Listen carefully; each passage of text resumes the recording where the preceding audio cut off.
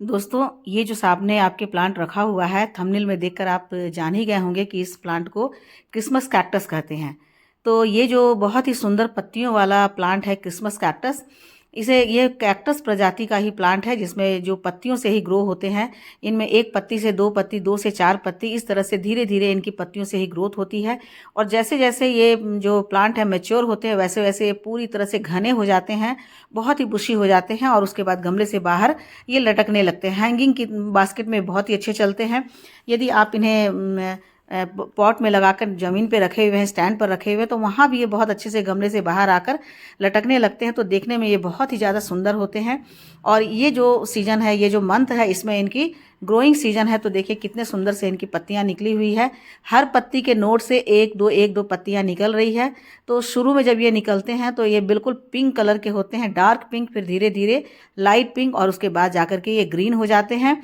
और ये छोटे से प्लांटर में लगे हुए हैं। मुझे लगता है कि ये 5 इंच के प्लांटर हैं। तो इस प्लांट को कैसे लगाया जाता है, इसके लिए मिट्टी कौन सी होती है, और सबसे ज़्यादा इम्पॉर्टेंट बात है कि इस प्लांट की लोकेशन क्या होनी चाहिए। दोस्तों, ये मेरा जो पर्सनल एक्सपीरियंस है, इस पर मैंने बहुत एक्सपेरिमेंट किया है, तब जाकर मैं इस प्लांट को बचा पाई हूँ। तो ये जो प्लांट है, ये बहुत ही खूबसूरत इसमें फूल आते हैं।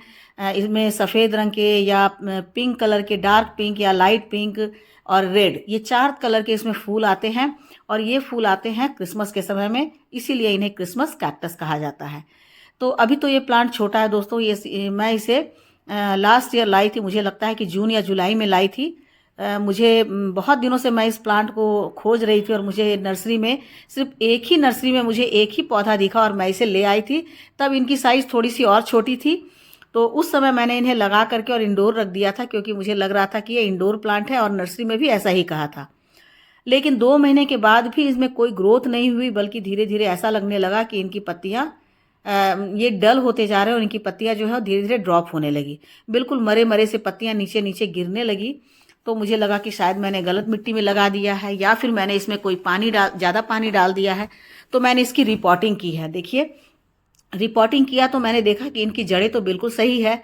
तो फिर से मैंने इनमें थोड़ा सा फर्टिलाइज़र वगैरह डाल करके और फिर से मैंने इन्हें लगा दिया, और लगाकर फिर मैंने इन्हें शेड में रख दिया। तो 1 मंथ तक फिर मैंने देखा कि कोई ग्रोथ नहीं हो रही है। तो फिर मैंने एक्सपेरिमेंट किया और इसे मैं बिल्कुल आउटडोर लाकर रख दी। और आउटडोर भी कहाँ रखी, मैं इसे आपको दिख रहा होगा, इधर मेरे स्टैंड रखे हुए हैं और वहाँ पर बहुत सारे मेरे बड़े बड़े प्लांट रखे हुए हैं। तो उन्हीं प्लांट सबके बीच में मैंने बिल्कुल आउटडोर रख दिया, जहाँ पर कि सनलाइट, डायरेक्ट सनलाइट इन्हें 2 घंटे की मिलती होगी, और उसके बाद छनकर धूप आती थी, और आफ्टरनून की धूप इन्हें बिल्कुल नहीं लगती थी। तो वहाँ पर देखिए इनकी ग्रोथ कितनी अच्छे से हो रही है। 1 मंथ के भीतर ही इसमें नई नई पत्तियाँ निकलने लगी, इनके हर नोड पर छोटी छोटी पत्तियाँ निकलनी शुरू हो गई, और प्लांट जो है बिल्कुल फ्रेश लगने लगा। तो कई बार दोस्तों ऐसे ही होता है कि हमें जो नॉलेज मिलती है उससे हमें काम नहीं चलता, हमें खुद ही एक्सपेरिमेंट करना पड़ता है। तो इसीलिए वीडियो के एंड तक आप जरूर रहिएगा, ताकि मैं आपको ये बता पाऊँ कि मैंने जो इस पर एक्सपेरिमेंट किया है वो कितना सक्सेसफुल हुआ है, क्योंकि आपको ये रिजल्ट के साथ दिख रहा है। देखिए, अभी मार्च का मंथ है और कितनी सारी इसमें पत्तियां निकल रही है। तो जब मैं लाई थी तो बिल्कुल छोटा सा प्लांट था, लेकिन इसकी जो कॉस्ट है वो काफ़ी ज़्यादा है। तो मैं इसे जब लेकर आई थी तो इसकी कॉस्ट जो थी 350 रुपीज़ थी, जबकि नर्सरी में इसकी रेट जो मुझे बताया था वो 425। लेकिन मैं हमेशा वहाँ से परचेस करती हूँ, तो उन्होंने मेरे लिए कुछ कम कर दिया था। तब भी इनकी रेट थी 350 रुपीज़। तो ये भी कम नहीं होता है। अब आपके नर्सरी में क्या इसकी रेट होगी, ये तो वेरी करता है।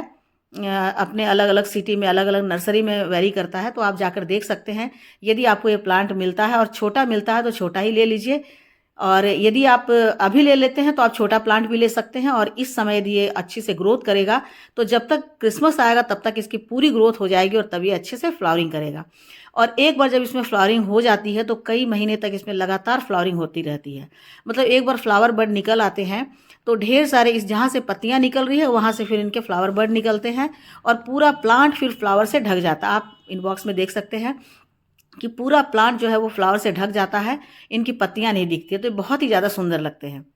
तो इसीलिए अभी आप इन्हें खरीदते हैं तो छोटे पॉट में इन्हें लगाइए। आप देख रहे हैं कि 5 इंच के पॉट में लगा हुआ है, और 5 इंच के पॉट में यदि आप लगाते हैं तो धीरे धीरे बढ़ते बढ़ते 2-4 महीने में इनकी ग्रोथ जब ज़्यादा हो जाएगी, तब आप इसे 8 इंच का पॉट देंगे। और जब उससे भी बड़े होंगे तब फिर से रिपॉट करके आप इन्हें 10 इंच का पॉट दे सकते हैं। तो 10 इंच का पॉट देने के बाद इनकी ग्रोथ और भी ज़्यादा अच्छी होगी। तो अब बात करते हैं दोस्तों इनकी सॉइल कैसी होनी चाहिए, क्योंकि सॉइल अच्छी नहीं होगी तो ये इनकी जो जड़ें हैं वो गलने लगेगी, क्योंकि ऑलरेडी ये कैक्टस है, कैक्टस प्रजाति के, तो इन्हें बहुत ज़्यादा पानी नहीं चाहिए या बहुत हार्ड मिट्टी नहीं चाहिए। इनकी मिट्टी काफ़ी हल्की होनी चाहिए।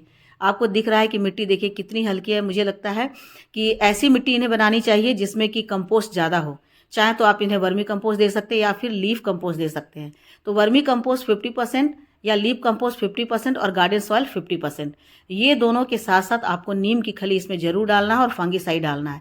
बस ये 4 चीज़ें डाल करके आप इन पौधे को लगा दें तो इनकी ग्रोथ बहुत अच्छी होगी।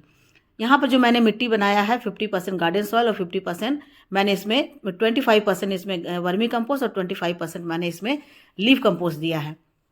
और इस तरह से देखिए इनकी ग्रोथ अभी कितनी अच्छी हो रही है, कितने फ्रेश दिख रहे हैं। तो बहुत अच्छे से इनकी इस तरह से ग्रोथ होती है।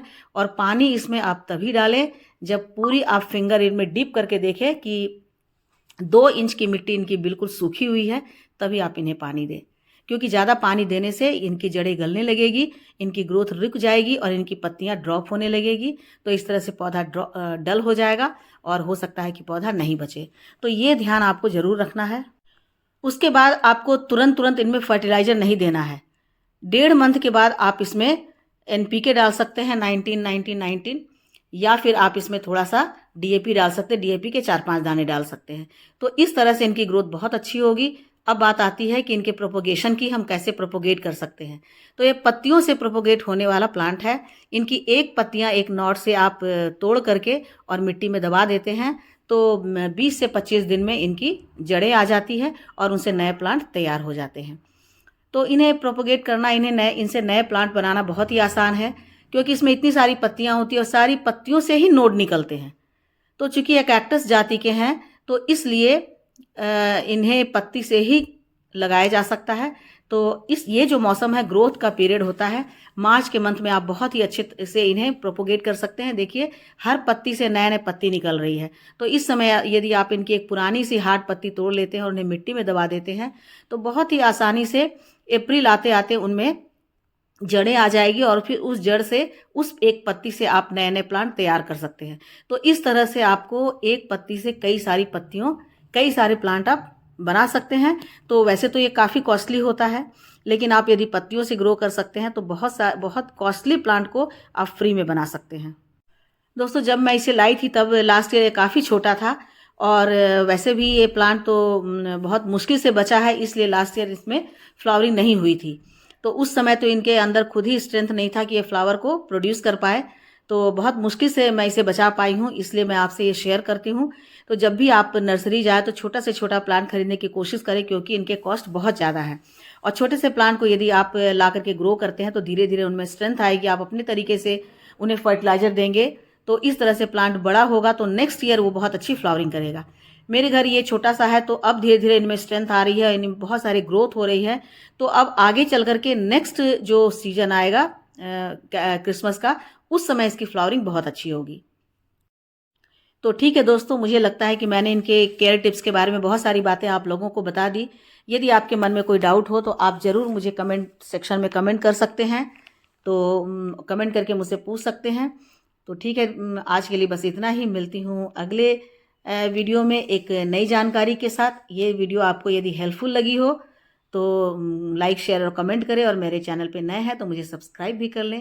मिलती हूँ अगले वीडियो में एक नई जानकारी के साथ, एक नए प्लांट के साथ। तब तक मेरे साथ बने रहें और अपना ढेर सारा ख्याल रखें। Thank you.